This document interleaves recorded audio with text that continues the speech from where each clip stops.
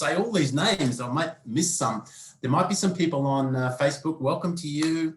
But the people here I can see on the Zoom is Alexandra, Renata, Jose, I think, Natalia, Rodrigo, Maciel, maybe Luis, Valeria, Carlos, all welcome. Anyone else who's watching, welcome today. So what I'm going to do is I'm going to share a screen and then I'm going to go through the presentation. I'm going to talk about the leader's mind, which is a small part of one of our courses. So let's just go in here and we will do a slideshow. And I think the, can you see that, Renata? Can you see that, guys? Yep. Yes, we do. Okay, so I think this masterclass is really about what we can learn as a leader about how to become more focused and aware, right? So this particular masterclass today is about the leader's mind and understanding the leader's mind, and it's part of the Graduate Certificate in Leadership and Coaching and the Master of Adaptive Leadership, all embedded in one program. And so we're going to look at why a leader becomes unaware, loses focus, and becomes ineffective, all right? So these things are not ideal for us when we're trying to be a really effective leader. And what I also want to do is, in the 30, 40 minutes we've got, is give you some strategies a bit later that you can use as part of understanding your own mind, how to become a more effective leader, all right? So welcome to this masterclass. I'm so glad to be talking to our friends in South America and in other parts of the world. And I really hope you're going to enjoy this particular masterclass today. All right, so here's the thing with the leader's mind. We're not in control of our mind. Welcome to your mind, but we're not in control of our mind. I'll just go back here for a minute. Yeah, so there's the objective. So we'll just go on the first slide. So this is because mainly we're not rational, okay? And we don't perceive things as they are, but often perceive things as we are, in other words, as you are. So you think of your mind as a giant cupboard, okay? So every time we learn something, we put that knowledge into our cupboard, a bit like you put your clothes away into your cupboard at night time, okay? But we have got literally millions of these storage houses of knowledge, okay? And therefore, sometimes that knowledge gets in the way of us being an effective leader, because sometimes we're not in control of our thoughts, which is amazing, isn't it? When you think about it. You think that, well, I'm thinking something, therefore it must be true, or I'm thinking something in what we call the hot action of practice. In other words, in the moment, if you're talking to someone, we often call that the hot action of practice. And sometimes in that hot action of practice, in the moment conversation with another individual or a team, sometimes we say things or we do things that we later resent or we later regret as a leader, all right? So the question we have for you today, or I have for you today, is what do you hang on the walls of your mind, okay? And as a result of hanging all those bits of knowledge and things that you've learned, they sometimes get in the way of effective leadership, all right? So this is all in the process of understanding your mind. Let's go to the next slide. So here's the thing, our brain is not our mind. That's funny, isn't it? You think, well, our mind must be our brain. But it's really, our mind is just the essence of being ourselves. It's the totality of our experiences of being you or being us, right? Cognitively, emotionally, physically, spiritually, every other way. And here's the thing, the reason our brain is not our mind is that because every day we learn something new, we're changing our mind. We're reorganizing our mind. We're learning something new. And that's called neuroplasticity, right? It's the power for us as individuals to reorganize, retrain our mind as we go through every day and we learn new things. All right, so I've just got a couple more slides and we're going to do a little exercise in today's masterclass. And I'm going to get you to do that online in a minute. I've just got one more slide here. And the thing is about awareness, you can see the giant mind here of this person. And you can see here that in the brain, we have all these distraction points, okay? So this means that our mind is continually distracted. And at the front part of our brain here, this is called the prefrontal cortex. And this is the part of our brain where we can make instant decisions, right? We can respond straight away. If we respond to someone straight away, often we're using the prefrontal cortex because the prefrontal cortex is where we make executive decisions in the hot action of practice, in the moment that we're talking to someone. But if we were having a conversation with someone, might be a team, might be an individual, one-on-one conversation, we can, and we think about something before we say something, then probably we're going to be using other parts of our brain back here. It's not indicated there just at the moment, but that's the limbic system where we have those giant cupboards that I talked about here.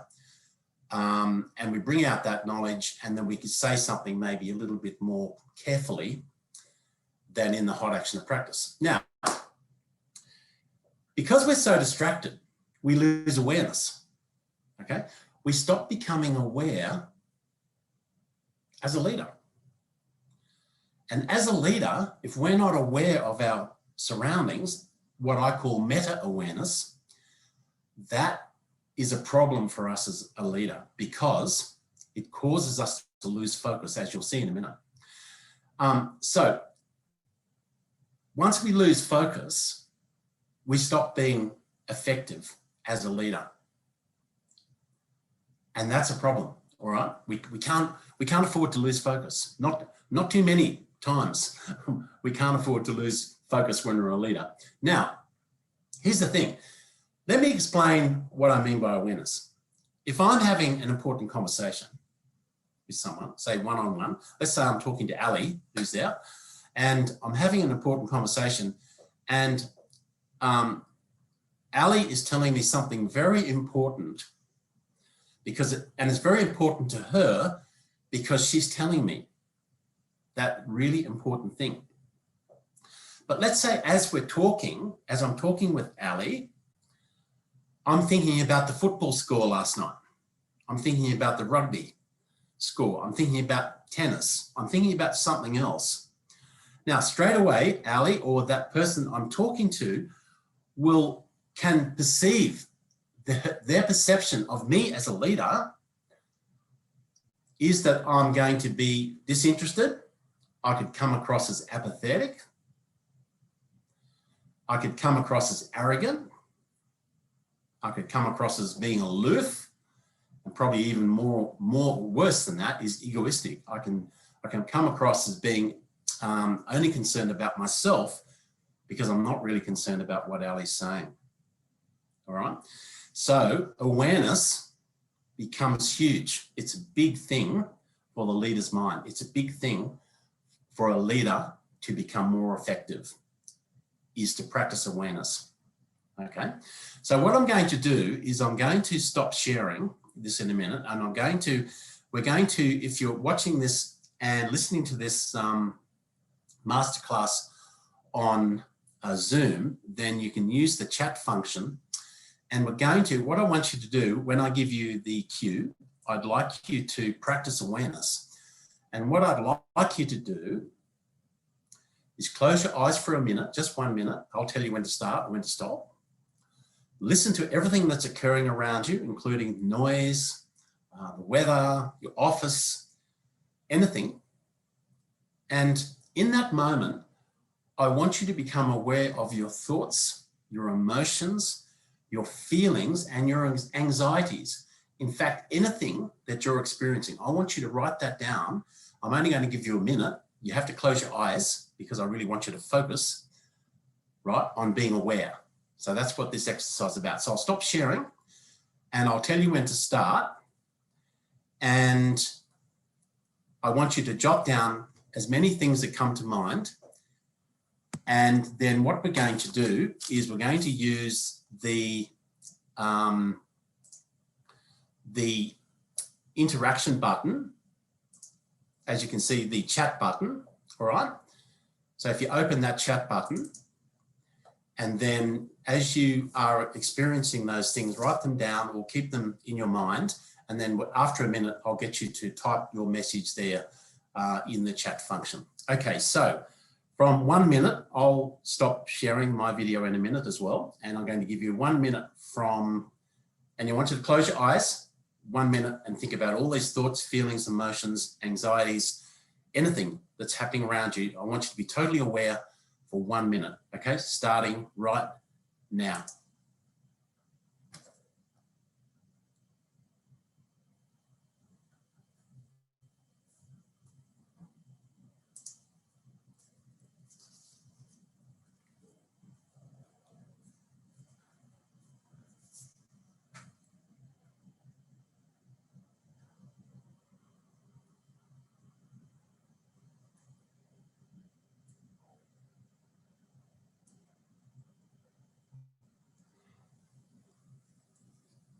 But just think of all those anxieties, feelings, emotions, thoughts, noises, anything that's happening around you as you close your eyes, just for 1 minute, and we've got about 30 seconds to go.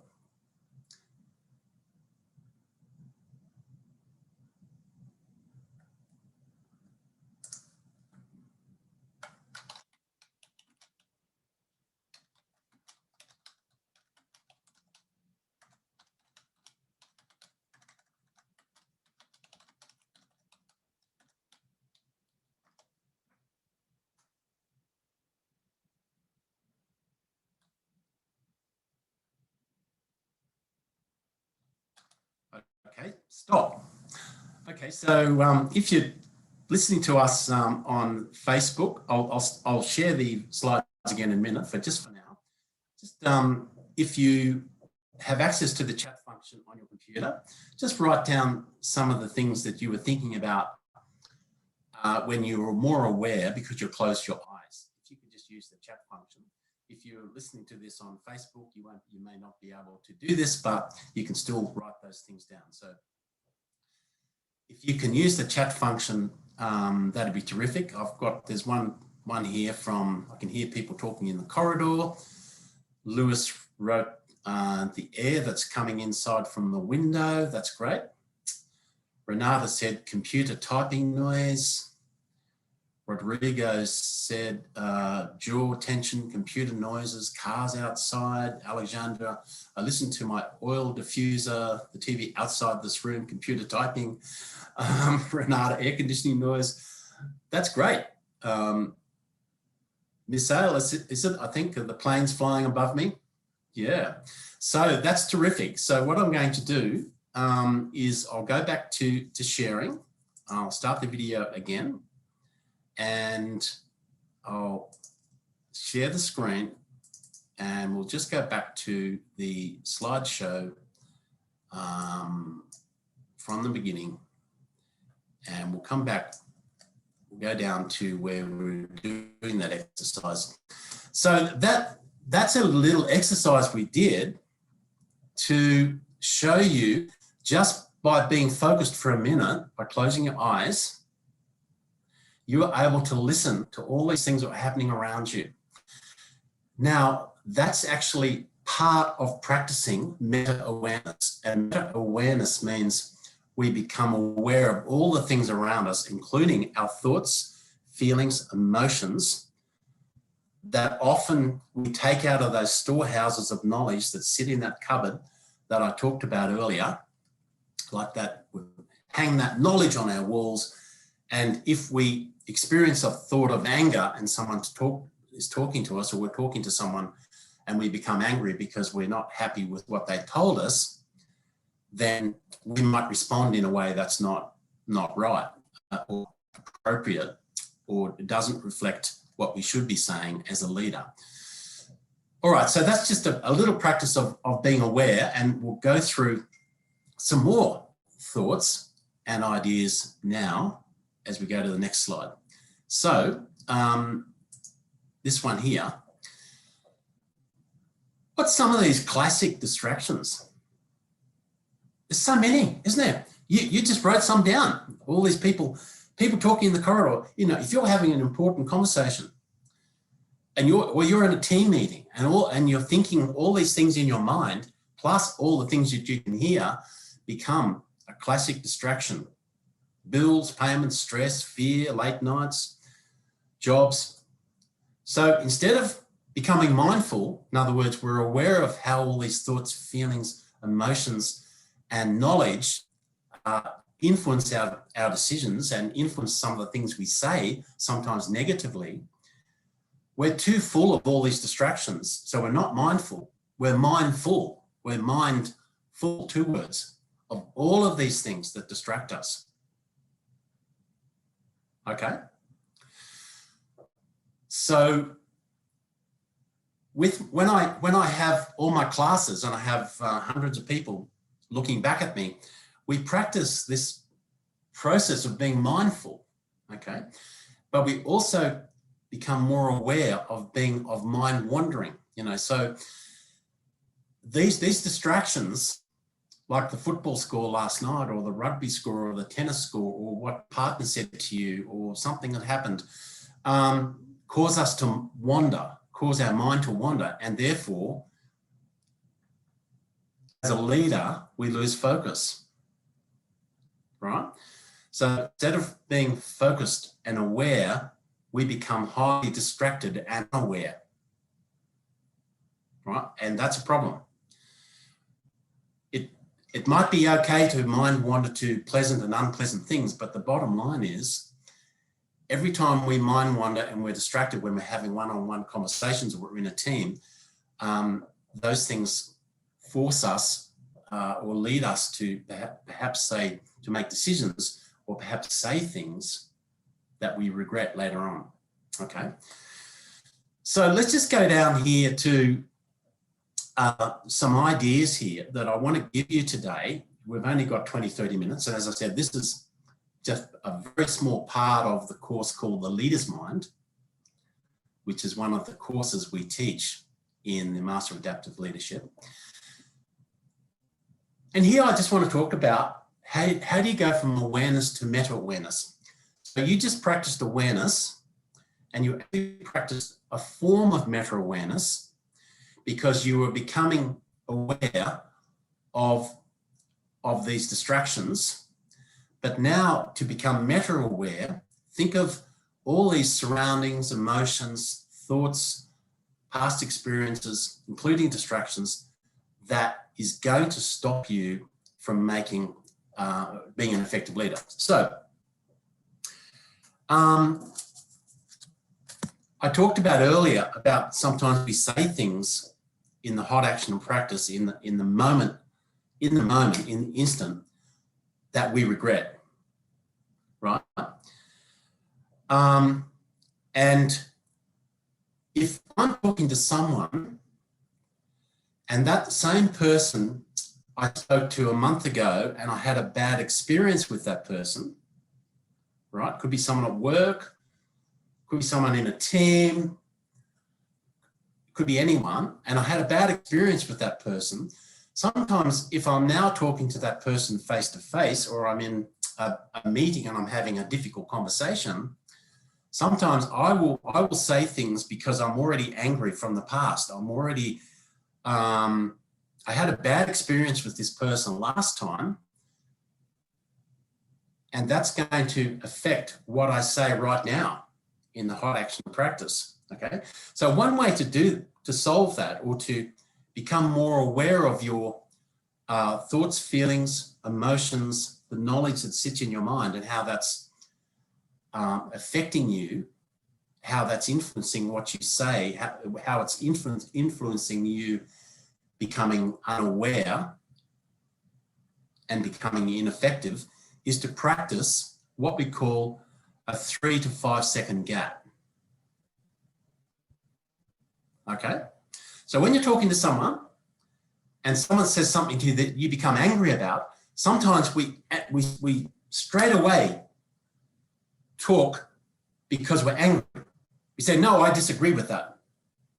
Okay? Because you're angry, right? But just because you're angry, that doesn't mean to say you're an angry person, because thoughts just come and go. Just like those distractions that you wrote down before, they come and go. So if you practice, someone says something to you and you're angry, and you wait for 3 to 5 seconds, okay, someone says something to me now, and I go 1, 2, 3, 4, 5. What that gives you is time to answer more intelligently, because what you're doing here is you are using the prefrontal cortex, the executive decision-making part of your mind in the hot action of practice, because you become more aware. So the prefrontal cortex part of your mind, which is the front part of your mind, becomes much more aware or meta-aware that just because you're angry doesn't mean to say you're going to have an angry response. Right? Does that make sense? It doesn't mean to say you're going to have an angry response. It just means that you're going to be a little bit more careful how you respond, because you're exercising this 3 to 5 second gap. So think of it this way. If you're angry and you're responding to someone and you say something straight away because you're angry, that's what we call the acting on the autopilot. Okay, we're acting on autopilot because we're saying something straight away because we're angry. And it's a subconscious response. But a more careful response is for us to think about it more carefully, just in those 3 to 5 seconds. And that's, as I've got here, the difference between being unaware and meta-aware. The difference between making a good or a bad decision. The difference between engaging or disengaging an employee. Because you know that if you said the wrong thing, for which later you're going to regret, you can't take it back right now because you've just said it. Okay, so you've stopped being meta-aware and you regret that decision later on as a leader. So guys, I hope you're finding this really interesting, because I love teaching this stuff. It's one of my favorite courses that I teach. And here's the thing, because of neuroplasticity, okay,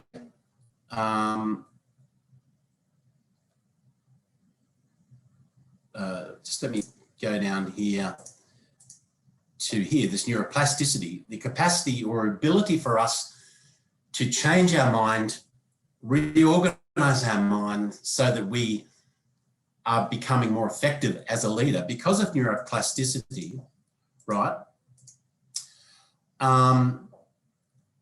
we can make much more effective decisions. And because of neuroplasticity, we can practice meta-awareness. And one of the strategies for being meta-aware is to be present, centered, be present and centered and aware, delete mental chatter, focus on the task and listen carefully, okay?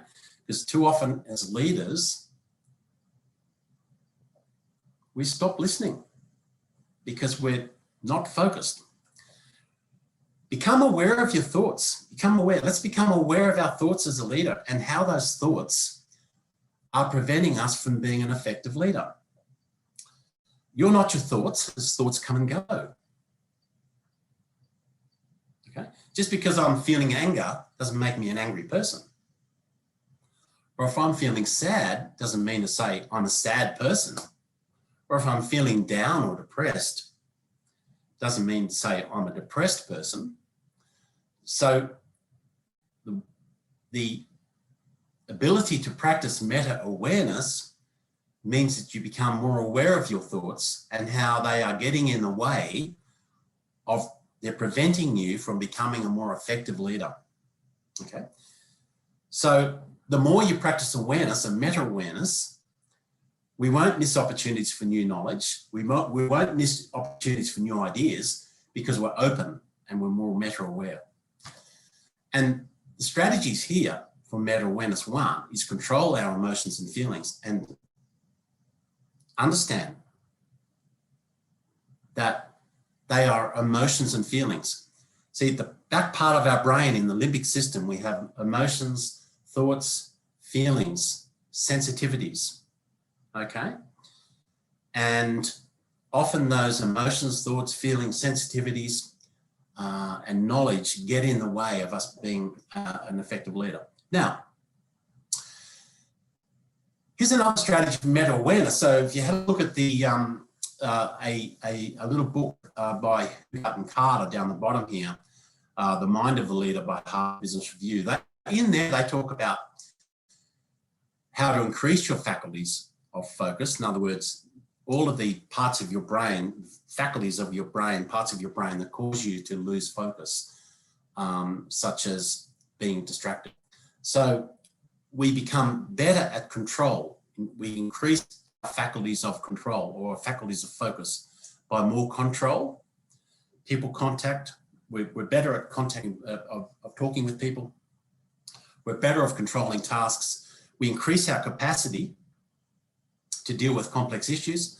The speed by which we can make decisions becomes better, because that doesn't mean to say we have to, I'm not talking about speed in terms of how quickly you respond to someone. I'm talking about you become more effective in making a decision.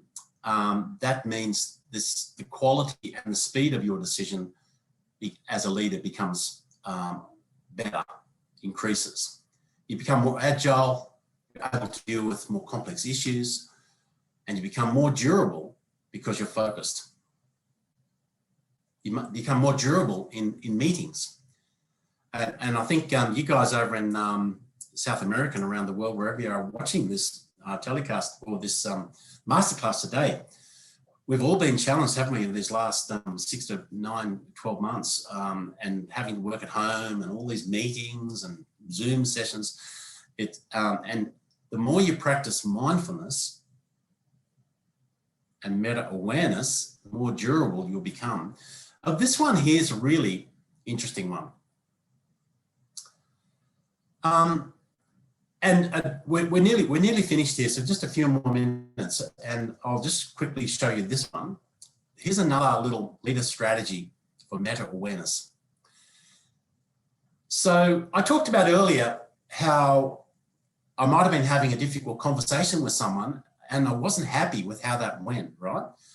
And let's say it happened a month ago, might have happened last week.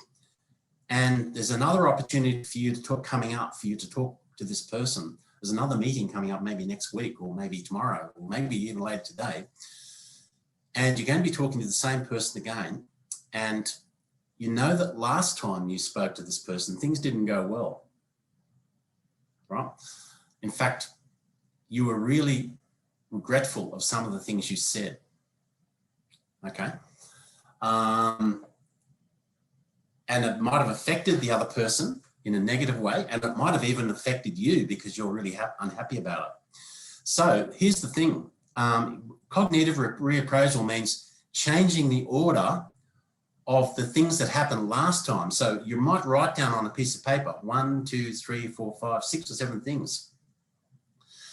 Write them down and then say, righto, before I talk to this person, I'm going to change those order of events. So I'm going to take out point 2, I'm going to take out point 5, and I'm going to have just 4 points this time I'm going to talk about, because that's called cognitive reappraisal, because you're becoming more aware, cognitively aware of the things you said last time are not going to work this time, okay? And that changes the response patterns in your mind, all right? The other one, which is worth trying, is sometimes perspective taking is really putting yourself in someone else's shoes. So once again, if you're going to have a difficult conversation with someone, and you know that person is doing it tough or has had some problems, then maybe sometimes putting yourself in that person's shoes, what's causing that person to lose performance?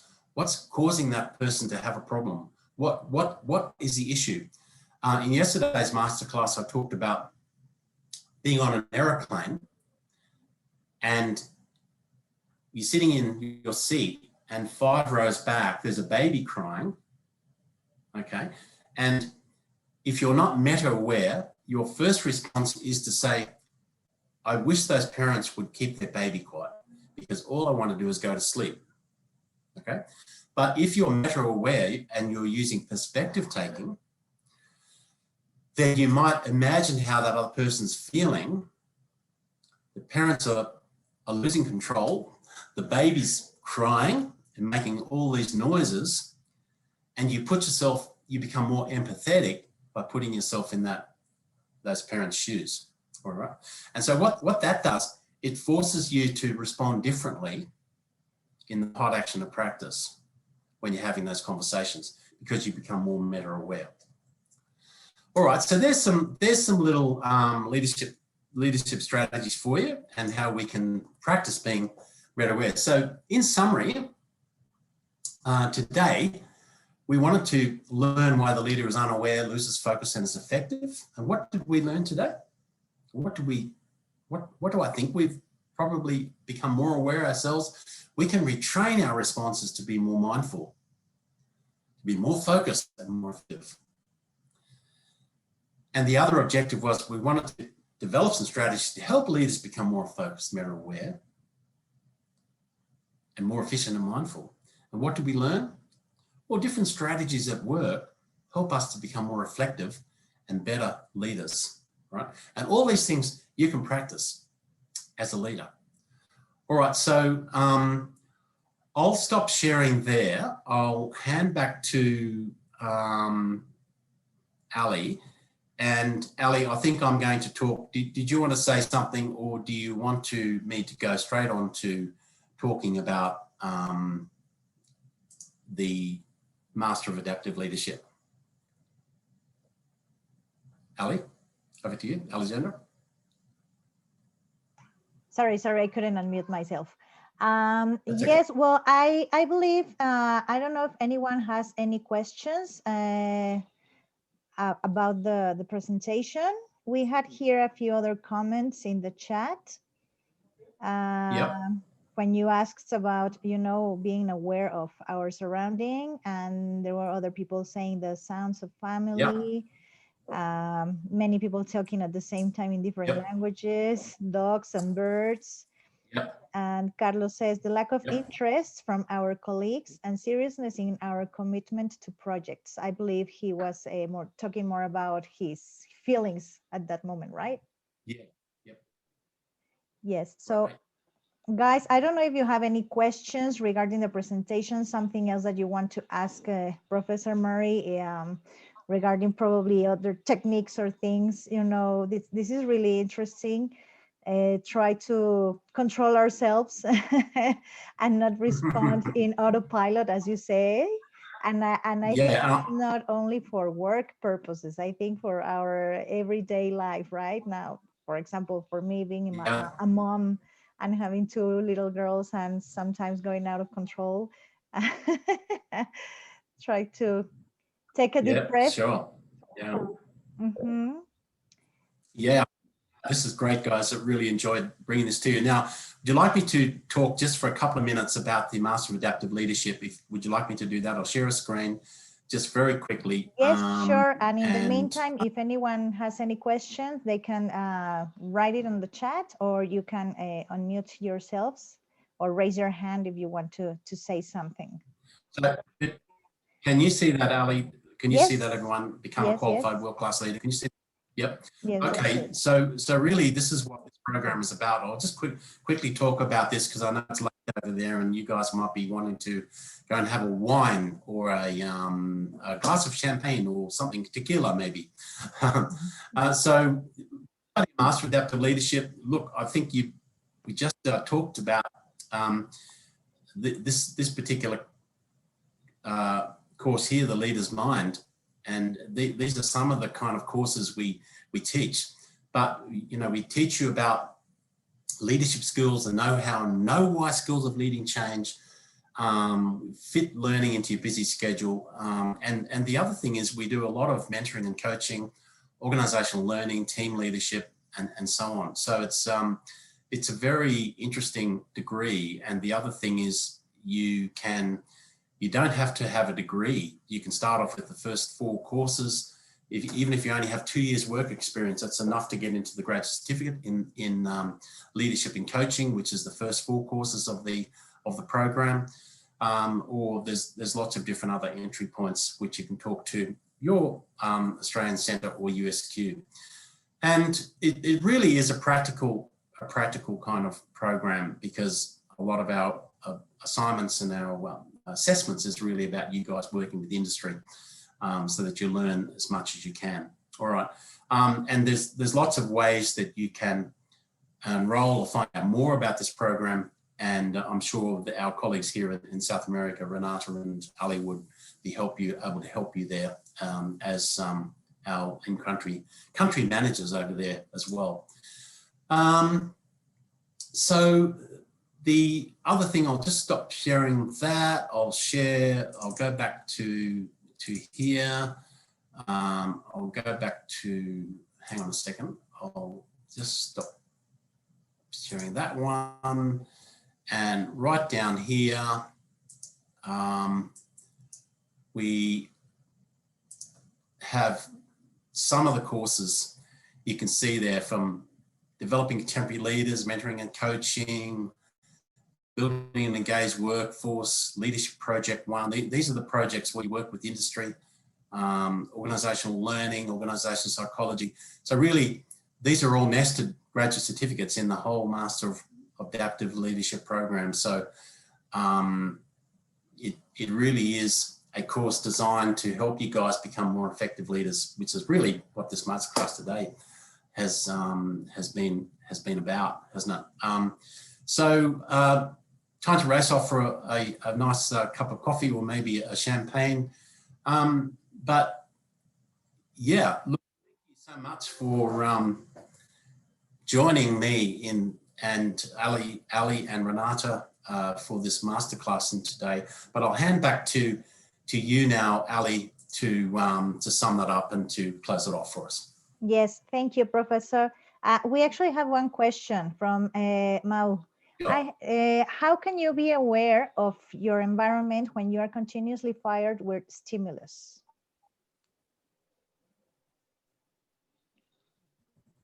So, okay. How can you be aware of your environment continually fired with stimulus?